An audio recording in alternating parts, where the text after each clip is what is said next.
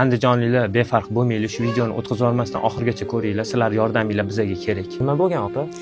Shu tug'ilayotganda damlanib, teskari tug'ilganda kesilroq yuboringlar desak unamasdan, kesilroq emasdan, shu teskari tug'ilganda qarashmaganda doktorlar oyog'i bilan sug'urib olgan, ichimda qolib ketgan. Bir kurs 8 million deyapti. Bir kurs 8 million. 8 million deyapti. Bunga biz qurbimiz yetmay sharoitimiz qanaqa? Miyani davolatmasa qiyin deyapti-da. 7 yosh qizcha juda kichkina bo'lib qolgan, qaranglar. 5000 so'mdan haligi ko'la ham ichib yuramizda. Men o'zim ko'rib qandaydir ko'zimga yosh keldi, to'g'risi. Farangizxon qizimizni ko'rib turibsizlar. To'g'risi kelib men yuragim g'alati ezilib ketdi. Bilaman, saxovatpesha insonlar juda ham ko'p. Xudo xolasa bizdan qaytmasa, bulardan qaytmasa, Allohdan qaytsin sizlarga.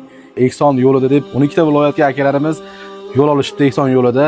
Akalarga ajr savobini Alloh taolo bundan-da zo'r qilib bersin. Pastda adalarini, karta raqamlarini qoldiramiz, yo'ldosh Pahlavon.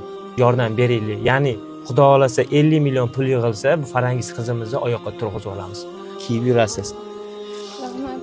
Toshkentda Taxmina degan bir qizimiz bor. Qo'ldan kelgancha yordam beryapti.